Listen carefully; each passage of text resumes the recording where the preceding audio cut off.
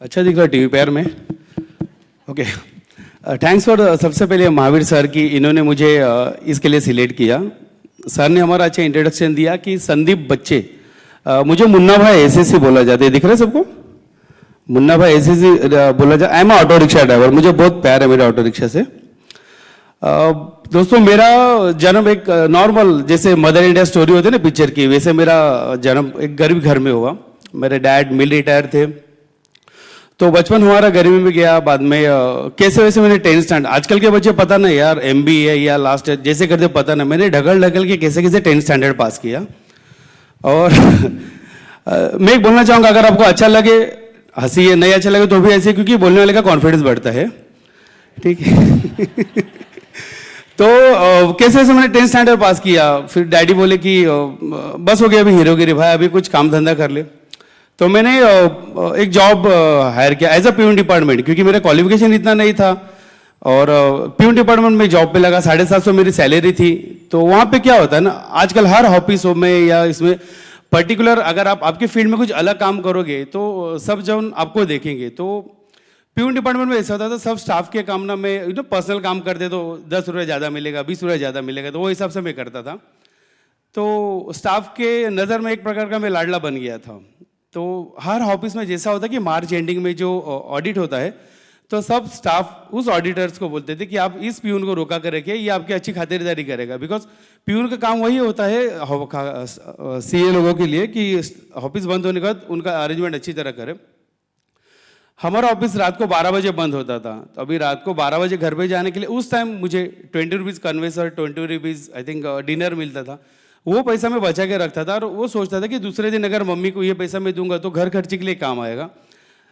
तभी मेरी बॉडी इतनी नहीं थी, मैं दुबला पतला था। तो उस टाइम हमारे ऑफिस की लग्जरी बसेस हुआ करती थी, उसके अंदर मैं आराम करता था। उस बस के अंदर मैंने देखा था कि यार मैगजीन रॉक लगा है, बाद में फ़ैन लगा है और लग्जरी सीट्स लगी है। उसके बाद जब हम दोपहर को स्टाफ के लिए लंच के लिए सैंडविच वाले के पास जाते हैं, वहाँ पे SNDT कॉलेज हमारे यहाँ पे सेंटा क्रूज बॉम्बे में लेडीज़ कॉलेज है। तो वहाँ पे मैं नोटिस करता था कि रिक्शा वाले यार भाड़ा रिफ्यूज़ क्यों करते हैं, यहाँ नहीं जाएंगे, पता नहीं जयपुर में ये प्रॉब्लम है, कह रहे मुंबई में आज भी बहुत प्रॉब्लम है वो, तो यहाँ नहीं जाएंगे, वहाँ नहीं जाएंगे, ये नहीं करेंगे, वो नहीं करेंगे।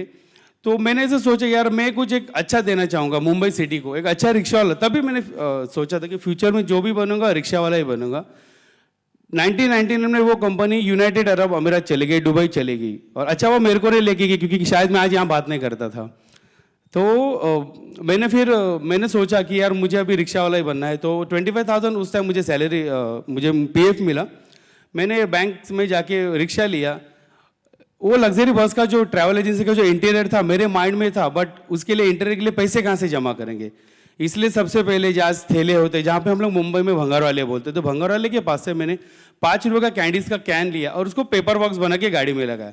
तो लोगों का अच्छा रिस्पॉन्स आने लगा, अरे भैया आप पेपर रख रहे हो। तो मैंने सोचा यार चलो यार अभी अच्छा रिस्पॉन्स आ रहा है तो और कुछ अलग अलग करेंगे। तो करते करते करते करते आज जैसे सर ने हमारे बारे में बोला कि 7 स्टार ऑटो रिक्शा ड्राइवर, तो बिल्कुल 7 स्टार है। आज मैं मेरे रिक्शा में LCD प्रोवाइड करता हूँ मेरे कस्टमर को।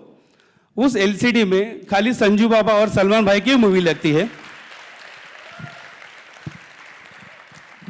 सवेरे 10 से लेके 11 बजे तक, मैं सवेरे 7 से लेके 11 बजे तक भगवान के गाने लगाता हूँ, क्योंकि उनको भी याद करना पड़ेगा, वरना अपने को तो उठा लेंगे जल्दी।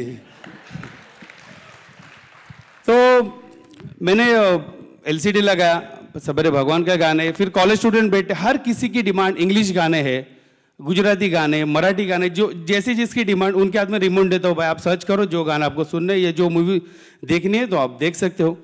उसके बाद हमने हर कास्ट के भगवान लगाए, जैसे बोला जाता ना क्या हिंदू मुस्लिम सिख ईसाई, फॉलो कितने लोग करते हैं यार लेकिन उसको। तो हमने ऐसा सोचा कि हमारे गाड़ी में जो बैठने वाला कस्टमर है उसको हम कभी रिफ्यूज नहीं करते, कभी उसकी जात धर्म कास्ट, क्योंकि मुझे ऐसा लगता है कि हमारा ब्लड रेड है तो हमारा रिलीजन एक है।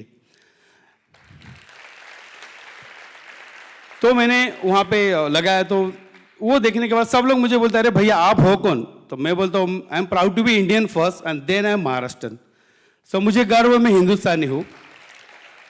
उसके बाद अपने रिक्शा में, सॉरी मैं कभी कभी अपना बोलूँगा क्योंकि हम लोग रोड पे ज़्यादा घर से ज़्यादा रोड पे रहते, टपोरी भाषा में बात करते, तो मैं अपना बोलूँगा। तो अपने रिक्शा में एक येलो प्लेट लगा है, उस येलो प्लेट में मैं डेली के अपडेट लिखता हूँ, जैसे gold, silver, dollar, stock market, weather, और अगर किसी का बर्थडे हो तो बर्थडे विशेष लिखता हूँ, बट पॉलिटिशियन का नहीं लिखता हूँ किसी का।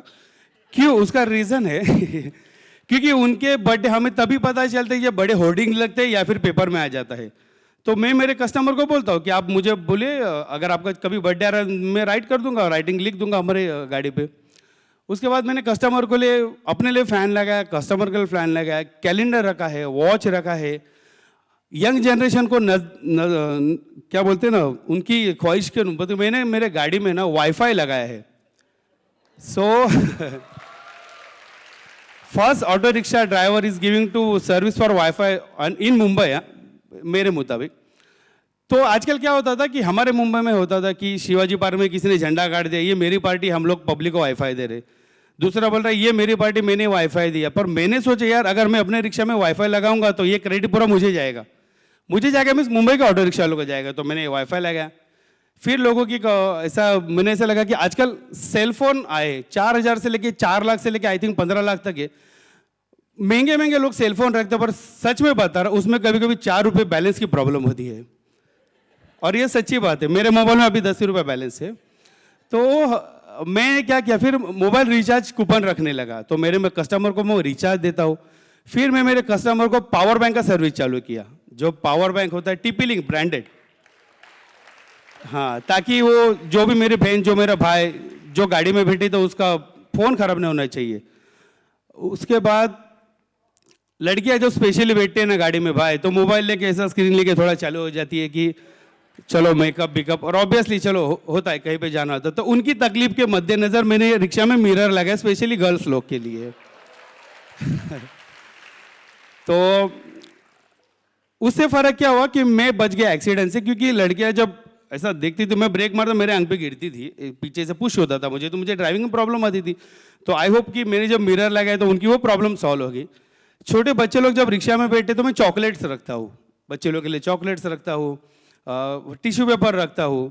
और हमारे गाड़ी में मैं गरम गरम नेस कॉफ़ी देता हूँ, ओनली 5 रुपीज़ जो मुझे नहीं लगता शायद 5 रुपये में यार मुंबई में या कहीं पे भी 5 रुपये में मिलती रहेगी। उसके बाद अगरबत्ती बॉक्स से चाय के लिए, कॉफ़ी के लिए जो पेपर ग्लास यूज़ करता हूँ अच्छे क्वालिटी होते हैं, क्योंकि हम जो काम करते हैं उसमें प्रॉफिट लॉस शायद नहीं देखा जाता, क्योंकि दिल से फीलिंग आती है। उसके बाद मैंने मैगजीन रॉक रखा है। हर कोई भी मैगजीन लो 3 महीने वैलिड होता है, तो 2 मैगजीन रखता हूँ इंग्लिश के। हालांकि मुझे इंग्लिश समझ में आती नहीं, पर मेरे कस्टमर हैप्पी होते हैं।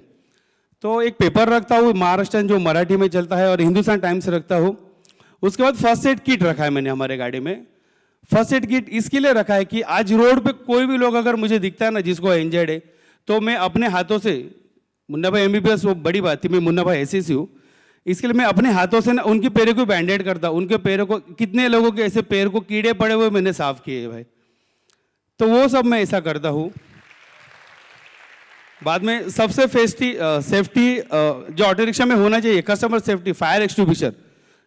अभी मैं जयपुर में भी जब एयरपोर्ट से निकला बहुत सारे रिक्शा देखे थे, मुझे कहीं भी नहीं दिखा फायर एक्सटिंग्विशर, पर हमारे रिक्शा में आपको कंपलसरी फायर एक्सटिंग्विशर दिखेगा। इनकेस अगर कुछ हो भी जाता है तो सेफ्टी फर्स्ट। उसके बाद हमारे गाड़ी में कुछ ऐसे मैसेज लगे, save girl child first, stop pollution, animal के फोटो लगे हैं। तो बहुत सारी ऐसी 5 स्टार फैसिलिटी मैं प्रोवाइड करता हूँ। इसके लिए मुझे 7 स्टार रिक्शा वाला बोलते हैं। अभी आप बात करते हैं बॉलीवुड स्टाइल की। अभी संजू बाबा, क्योंकि जैसे सर मैंने इंट्रोड्यूस किया कि संदीप बच्चे, मुन्ना भाई SSC, तो भाई लोग मैं लाइफ में 2 बाबा को मानता हूँ। मेरे राइट शोल्डर पे साईं बाबा है और मेरे लेफ्ट शोल्डर पे संजू बाबा है। तो बहुत बार कस्टमर का मुझे ऐसा लोगों का रिप्लाई मिलता था कि यार संजय दत्त, यार उसने जो किया है, या उसने थोड़ा ऐसा कुछ किया, एवरेज चढ़ा, झंडा गाड़ दिया, या कुछ अच्छा काम किया।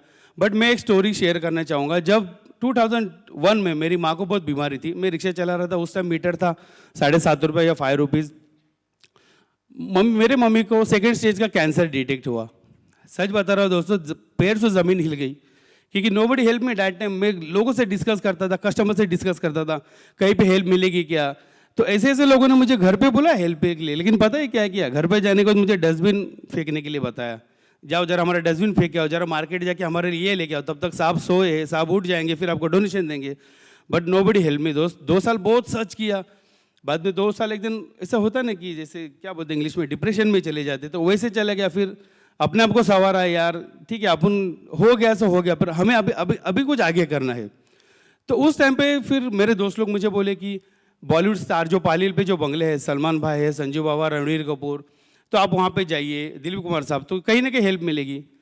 उस टाइम पे लाइन लगाता था तो दोस्त मुझे चिढ़ाते थे, क्या भीख मांगने जा रहा है यार, या क्या खड़ा रह रहा है, क्रिकेट खेलने की उम्र में, एंजॉय करने की उम्र में।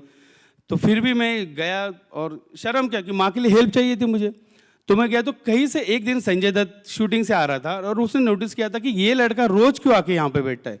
तो उसने मुझे बुलाया कि आप रोज आके बैठते हो। तो मैंने बोला कि सर मेरी माँ को कैंसर है। तो बोला कि आपको क्या चाहिए, कितने पैसे चाहिए। तो मैंने बोला सर आज आप पैसे दोगे तो कल मुझे कौन पैसे देगा, तो प्लीज़ अगर आप मेडिसिन दोगे तो बहुत अच्छा होगा। तो कंटिन्यू संजय दत्त ने मुझे ना 4.5 महीना मेडिसिन दिया था। तो जब मेरा बैड पैच था या बुरे दिन थे, संजय दत्त ने जब मुझे हेल्प किया। तो जब अभी संजू बाबा उस किक्स एक्ट में गए, क्या वो तो भारत सरकार का, हम उसके बारे में डिस्कस नहीं कर सकते, बट जब संजू बाबा जेल में गए, जब वो अपने बैड पैच में गए, तो सोचो मैंने क्या क्या रहेगा। मैंने 4 साल 6 महीना ना मैं किसी मंदिर मस्जिद चर्च में गया। 4.5 साल मैंने विदाउट चप्पल नहीं पहनी थी मैंने अपने पैर में, जब संजय दत्त जेल में था तभी। और संजय दत्त को ये बात जब वो ऐसा उन्होंने मेरे से शेयर किया, जब ये बात संजय दत्त को पता चली कि बाबा हमारा एक बहुत बड़ा फैन है, कई दिन लोग ने उनको बोला कि एक तेरा बहुत बड़ा फैन है रिक्शा वाला। आप यकीन कीजिए जिस दिन संजय दत्त बॉम्बे येरवाड़ा जेल से छूट के आया ना, उसी रात को सबसे पहले अगर उनके साथ किसने डिनर किया तो हक से बोलता वो मैं आदमी हूं। फिर उन्होंने मान्यता भाभी को बुलाया और बोला देखो इसको बोलते हैं फैन, तूने मेरे लिए कभी मन्नत किया क्या इतना। तो वो भी शौक हो गई, कभी किया नहीं रहेगा उसने मन्नत बिना चप्पल का। तो मैंने 4 साल मैंने चप्पल नहीं पहनी। संजय दत्त के बर्थडे को 29 जुलाई को जो उसका बर्थडे आता है, I am giving free service for Mumbaikar. 1 रुपया में मैं लेता नहीं, वो गाड़ी को गुलाब बिलाब लगाता हूँ एकदम। और सबसे बड़े मैं बोलना चाहूँगा कि रक्षाबंधन के दिन है ना, मेरे साथ बहुत जेंट्स लोग के झगड़े होते। वो आपको रीज़न बता रहा हूँ क्यों, क्योंकि रक्षाबंधन को मैं रिक्शा में खाली लेडीज़ लोग को बिठा था, वो जेंट्स लोग को बिठा था नहीं। हाँ, तो मेरा ऐसा मानना है कि जो भी लेडीज़ अपने भाई के पास राखी बांधने जा रही, तो मुन्ना भाई ऐसे यानी कि मेरा ये फर्ज है कि मैं उसको उसके भाई के घर तक ड्रॉप करूँ। आप यकीन करोगे मेरे दोनों हाथ राखी से बन जाते हैं। फिर एनी टाइम जैसे हम लोग रिक्शा वाले होते हैं ना, वो ठेले पे हमेशा वड़ा पाव खाने वाले, मिसल पाव खाने वाले होते हैं, पर उस दिन मेरे पास सिल्की 4-5 आ जाती है, बबलीज आ जाती है, वो कैडबरीज, तो खुशी से दे देते, तो मैं भी एक्सेप्ट करता हूँ, उसके पीछे प्यार होता है। तो कई बार जेंट्स कंप्लेंट करते हैं आरटीओ में कि यार ये बस हमको रिफ्यूज़ करता है, इसको फाइन करो। बट अगर 10 कंप्लेंट अगर जेंट्स की जाती है तो 100 अच्छी कमेंट मेरी आरटीओ में जाते हैं कि नहीं इसको आप कुछ फाइन मत करना, ये हमारे लिए अच्छा काम कर रहा है करके। उसके बाद सलमान भाई ने ये मुझे ब्रेसलेट दिया 2010 में, जब रेडी पिक्चर आई थी उनकी। सलमान भाई ने बीइंग ह्यूमन फाउंडेशन पे मेरे बारे में शायद पढ़ा था, तो मुझे बुलाया और बोला तू ये बैंड्रा, मुझे किंग ऑफ बैंड्रा भी बोला जाता है, I am not king, body बीडी पे मत जाइए, तो मुझे ऐसा बोला जाता है कि किंग ऑफ बैंड्रा। तो मुझे भाई ने बुलाया, 1 घंटा मेरे साथ शेयर किया, तो बहुत अच्छा एक्सपीरियंस था। सलमान खान, संजू बाबा आज मेरे महीने में एक बार मेरे कस्टमर है। अभी रिसेंटली अश्मित पटेल के साथ मैं रैप सॉन्ग में आ रहा हूँ। उसके बाद ओके मैं बोलना चाहूँगा कि कल एक डॉक्यूमेंट्री रिलीज हुई है जिसका नाम है India in a day. Ridley Scott, Richie Mehta, Anurag Kashyap, Zoya Akhtar, Anurag Kashyap, ये सब है। तो प्रीमियर में मैं गया था, सबसे मिला, उसमें मेरा 4.5 मिनट का रोल है, यूट्यूब पे उसके वीडियोज़ भी है, और आप अगर देखना चाहो तो बहुत अच्छा होगा। दूसरी बात, आप मुझे फेसबुक पे फॉलो कर सकते हो, मैं ट्विटर पे हूँ, मैं इंस्टाग्राम पे हूँ, यूट्यूब पे मेरे वीडियो है, गूगल पे मेरी स्टोरियाँ है। आप जब भी मुंबई आए अपना एक छोटा भाई समझ के मुझे याद कीजिए। और सोशल कॉस्ट के बारे में बोलना चाहूँगा कि जैसे हमारे रिक्शा में कोई बैठा ना, मिनिमम मीटर 18 रुपये है, तो मैं सीनियर सिटीजन से I am taking only 10 rupees, खाली 10 रुपये लेता हूँ।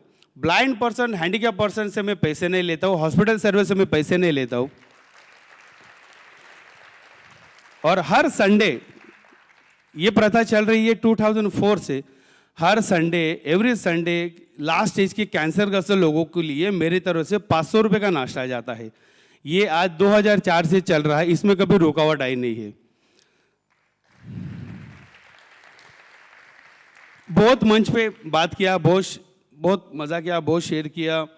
अभी रणवीर कपूर एक बायोग्राफी में काम कर रहा है, संजय दत्त के लाइफ के ऊपर बायोग्राफी बन रही है, तो आप मुझे उसमें 15 मिनट के रोल के देख रहे हो। दिवाली में वो शूटिंग चालू है, मुझे विद्या चोपड़ा साहब ने बुलाया था और पर्सनली उनसे मिला, और शूटिंग चालू होगी तो बड़े स्क्रीन पे पहली बार आऊँगा, बड़े स्क्रीन पे हर कोई देखना चाहता है यार, हर किसी को। फिर 2012 में मुझे टेडेक्स के लिए सिलेक्ट किया गया, तो मैं शौक हो गया यार, टेडेक्स ऐसे सुना था रेड कारपेट होता, और सच्ची में भाई लोग बहुत स्ट्रिक्टली होता है, यहाँ नहीं खुजाने का, सॉरी वहाँ नहीं हाथ लगाने का, क्योंकि कैमरा ऑन रहते, रेड कारपेट रहता है कि आप कारपेट के बाहर जाओगे तो वो आपको वीडियो से डिलीट कर देंगे, क्योंकि अगर वो आप डिलीट कर देंगे तो जो आपके ऊपर पैसा लगाता है, जो आपको ट्रैवलिंग का सब खर्चा देके बुलाता है, तो और शायद पता नहीं, मैं कहीं पे भी जाता हूँ तो लोगों को ऐसा लगता है कि बड़े बड़े स्पीकर आते हैं, अच्छे स्पीकर आते हैं, मैं तो कुछ भी नहीं हूँ, बट लोग बोलते कि भैया यार हम लोग बहुत बड़े बड़े DVD देखी, CD देखी, बट तुम्हारा स्पीच सुनने के अच्छा लगता है, बिकॉज हम दिल से बोलते हैं, नो पावर प्रेजेंटेशन, कुछ नहीं, जो आता है दिल में है बोलते हैं। तो तो ये सब हमारी स्टोरी है, और अब मैं आपको रिक्वेस्ट करूंगा कि आप जब भी आएंगे मुंबई तो प्लीज़ मुझे आपकी सेवा का मौका दीजिए। वी आर अ फैमिली, और मुझे सेंट्रल गवर्नमेंट से अवार्ड मिला Indian of the year 2012, Sachin Pilot उस टाइम इंफॉर्मेशन टेक्नोलॉजी मिनिस्टर थे। मैंने आनंदीबेन पटेल जो गुजरात की CM थी, उनके सामने स्पीच दिया है टेडेक्स के लिए, सेंट जेवियर्स कॉलेज, 2 बार टेडेक्स के लिए टॉक दिया मैंने, और ऐसे छोटे मोटे कॉलेजों के लिए बहुत दिए। बाद में हमें महाराष्ट्र सरकार ने सम्मानित किया, जैन ग्रुप ने किया, महानगर गैस ने किया, शूरवीर पुरस्कार मिला उदित नारायण के हाथ से, अभी रिसेंटली इस्कॉन टेम्पल में हमारे, और अभी मेरी स्टोरी आई थी, शायद किसने देखी रहेगी, ये मेरा फैन बेटा है, ये स्पेशली उसकी एग्जाम है लेकिन मुझसे मिलने आया, क्योंकि मेरी स्टोरी आई थी OMG ये मेरा India, Krishna Abhishek history TV पे। तो वो स्टोरी ने मुझे इतना हिट किया ना भाई लोग, कि आज मेरे Singapore, London, Bangkok, Washington, all over world में मेरे 100 के ऊपर कॉन्टैक्ट में लोग हैं। हाँ और वो लोग जब भी मुंबई आएंगे तो ऑब्वियसली कि हमारे रिक्शा में बैठेंगे और उनको हम इंडिया का कल्चर सिखाएंगे, नमस्ते, राम राम। फिर वो मेरी लाइफ स्टोरी कवर करना चाहते, तो मैं बता, आ जाइए देखिए हम कैसे दिन भर खाते, वड़ा पाव खाता हूँ, मिसल पाव खाता हूँ, मैं उनको खिलाता हूँ, दूसरा टर्न उनका आता है। तो मैं आज की तारीख में जो मैं स्ट्रगल किया, आज मेरे पास 11 अवार्ड है, 1 मेडल, 1 सर्टिफिकेट है, ठीक है। तो आज महीने में एक बार मैं बैंड्रा में ताजलैंड में खाना खाता हूँ, JW में खाना खाता हूँ, स्टारबक्स में बैठता हूँ, पता नहीं, और मैं अभी इतना दूर है इसके लिए मेरे बच्चे ने, लड़की ने ये ड्रेस सिलेक्ट किया, वरना इस ड्रेस से घुटन होती है हमको, सिविल ड्रेस से। जब तक हम हमारा रिक्शा का ड्रेस नहीं पहनेंगे, एक प्रकार का कॉन्फिडेंस आता है यार, अभी अपन अपने टप्परी भाषा में तो अपने औकात पे आ गए, तो उस पर ऐसा लगता है, तो अच्छा लगता है जब किसी को हेल्प करते हैं तो वो बोलता है थैंक्स, भगवान आपका भला करे।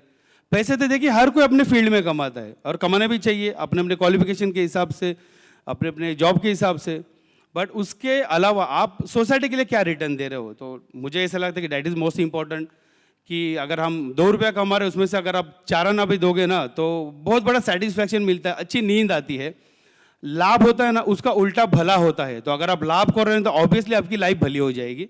ये मेरा 16 साल का एक्सपीरियंस है, और आई होप आपको ये मेरी स्टोरी अच्छी लगी रहेगी। तो अगर आप कुछ मुझे सवाल पूछना चाहते तो पूछ सकते हो, मेरी फ्लाइट 4 बजे है, तो डोंट वरी। तो आप सवाल पूछ सकते हैं मुझे जो भी है, और बिंदास पूछिए, अपने लोग डरने का नहीं, कुछ नहीं, एकदम एकदम।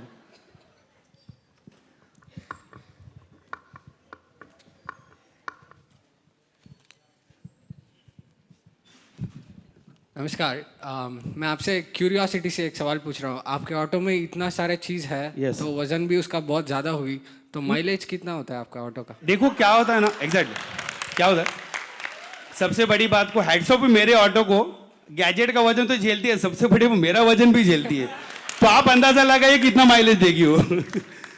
क्या होता है कि पेट्रोल में और CNG में फ्यूल में लॉट्स ऑफ डिफरेंस। तो पेट्रोल में अगर 45 एवरेज देती है तो कितना भी वेट दियो यार, मेरा वजन भी पकड़ के तो माइलेज अच्छा ही देते, बिकॉज CNG है इसके लिए।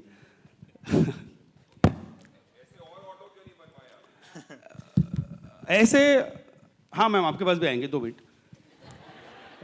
ऐसे और ऑटो सर बनाना कुछ नहीं है, एक्चुअली हम जो सेवा कर रहे हैं, जो रिक्शा में सेवा दे रहे हैं, जो सर्विस प्रोवाइड कर रहे हैं, ये और किसी को करने के लिए दिल से फीलिंग आनी चाहिए कि यस, अब आज मैं 46 टाइम मुझे लगता है मेरे आर्टिकल आ चुके हैं, और परसों भी दैनिक भास्कर में आया था। मुंबई में जितने आरजे सबके शो तो मैंने किए, पर मुझे लगता है मैं हरियाणा, दिल्ली, हर कई आरजे लोग मुझे कॉल करते हैं और मुझसे डिस्कस करते, सर आपने कई ऐसे न्यूयॉर्क की कंपनी है, लंदन की है, जो मेरे गेस्ट आते हैं, सर हमको 100 रिक्शा देंगे, आपको 500 रिक्शा देंगे, आप एक चेन बनाओ।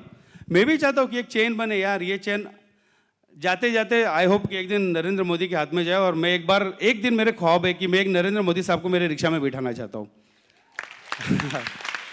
तो सर ये अगर मेरे साथ 4-5 जन जुड़ेंगे तो ऑब्वियसली मुझे अच्छा लगेगा। आज रिक्शा वाले परेशान है कि ओला आ रहा है, उबेर आ रहा है, तो मुझे नहीं लगता यार ओला उबेर आने से अपने धंधे पे अगर कुछ प्रॉब्लम आएगी। अगर आपका कोई भी फील्ड में अगर आपका काम अच्छे ईमानदारी से, प्रामाणिकपण से अच्छे इसमें अगर करोगे तो कंपटीशन तो चलती रहेगी यार। इन कंपटीशन को ढकेलते ढकेलते तो अपने को आगे जाने अवार्ड लेने हैं।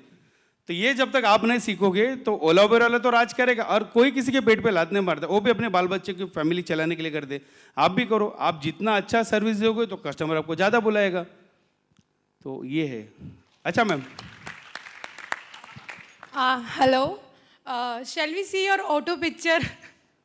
I think it's vanity van, not a auto. So shall we see auto picture?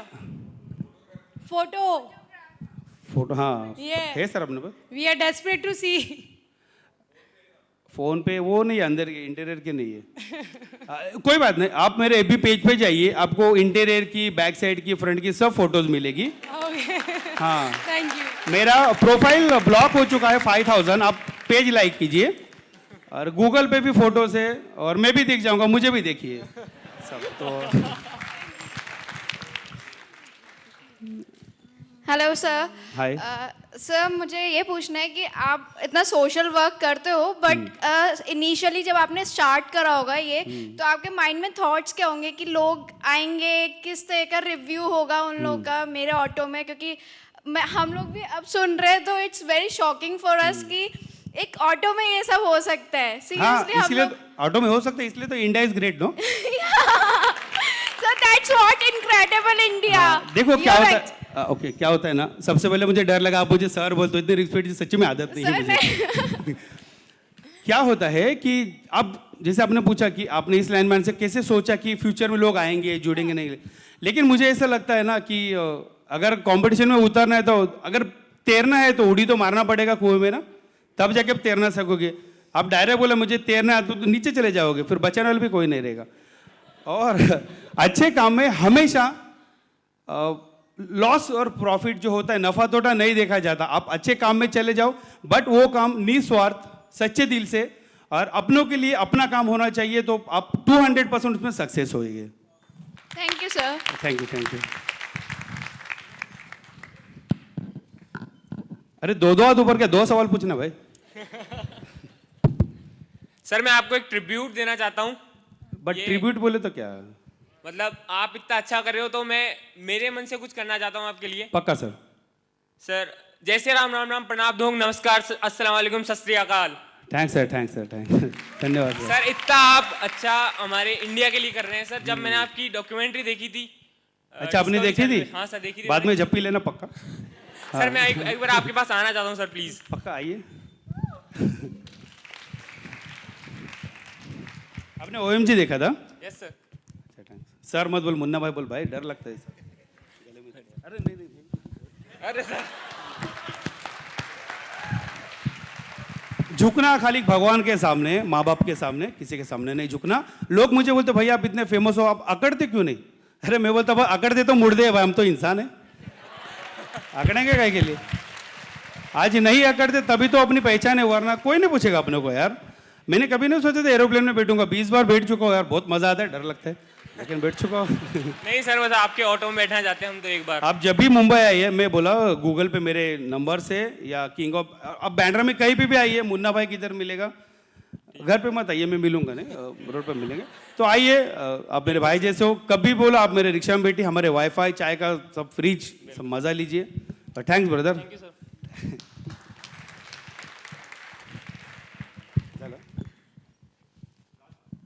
Last question. Normally sir Rajasthan के पता नहीं मुंबई के 18 रुपीज़ है और जो भी बंदा होता है I am not charging extra charges. हाँ पर मेरी गाड़ी शादियों में बारात में बुलाती है जो जैसे बकरा मिलेगा वैसे काटता हूँ आपको बता रहा हूँ। अभी जैसे ऑनलाइन 2 महीने पहले मुझे बुकिंग किया गया। ऑस्ट्रेलिया की लड़की थी, लड़का आई थिंक दुबई का था। बोले सर आपकी गाड़ी में हमको बारात निकालनी है। मैंने बोला गाड़ी मत बोल रिक्शा बोल, मेरी रिक्शा है। बोला हाँ सर आपकी रिक्शा में बारात निकालनी है। मैं बोला पक्का ना, वरना डर ना जाओ कि तेरी दुल्हन की रिक्शा में कहाँ लेके जा रहा है यार। तो जब वो आया इंडिया चेंबूर में उसका शादी का बारात निकला। सर 2 मिनट ले रहा हूँ खाली। चेंबूर में शादी की बारात निकली तो उस दूल्हे के पास दादा 7 मर्सिडीज BMW सब थी और सिंधी फैमिली से बिलोंग था वो दूल्हा। तो उसमें क्या होता है ना, जब बारात आती है ना तो दूल्हे के गले में माला डाली जाती है, फूलों की नहीं पैसे की। तो जब डाली गई तो जब अगर उन्होंने रथ किया रहेगा ना, रथ तो जो सारथी रहता है चलाने वाला उसके भी गले में डाला रहता। तो मैं रिक्शा ड्राइवर तो मेरे भी गले में माला डाली। तो मैंने बोला भाई ये रिटर्न देनी है क्या, क्योंकि मेरा कॉन्ट्रैक्ट साइन हुआ था पैसे के लिए पहले। तो मुझे लगा एक्स्ट्रा डाला है तो अच्छा है ना यार, हर किसी को अच्छा लगे। तो मैंने बोला भाई ये माला रिटर्न। बोलते नहीं नहीं संदीप भाई ये तुम्हारे लिए। तो जैसे शादी के तो मैंने पहले नोट गिनने चालू कर दिए कि कितने की माला है यार। तो ऐसा होता है। फिर ऐसा होता है कि कई लोग मुझे ऐसे बुलाते हैं कि मुन्ना भाई हमने तुम्हारी रिक्शा बहुत देखी, आजकल इंटरनेट पे बहुत फेमस है। तो प्लीज़ आज हमारे लड़के का बर्थडे है तो प्लीज़ आप आएंगे जरा फोटो सेशन हो गया तो अच्छा लगेगा। तो उनसे चार्ज नहीं लेता हूँ, फ्री ऑफ कॉस्ट। हालांकि मैं गिफ्ट लेके जाता हूँ उनके लिए। हम जैसे बोलते हैं ना हर जगह प्रॉफिट नहीं देखा जाता, हर जगह धंधे के हिसाब से। जिससे काटना है उससे काटेंगे, जिसको छोड़ना छोड़ देंगे, तभी तो नाम हो रहा है। जय राम। धन्यवाद संदीप भाई। मुझे लगता है कि आपको ट्रिब्यूट जो मुझे धन्यवाद बोलना है वो संजू बाबा की चैनल में बढ़ेगा। तो मामू आपने तो पूरा सर्किट हिला डाला। सर्किट कर रहा। आई होप आपको सबको मेरी स्टोरी पसंद आए है। और फिर एक बार थैंक्स करूंगा हमारे महावीर सर को कि मुझे यहाँ पे बुलाया, ये अपॉर्चुनिटी थी बोलने की। जय हिंद, जय महाराष्ट्र, जय राजस्थान, जय भारत।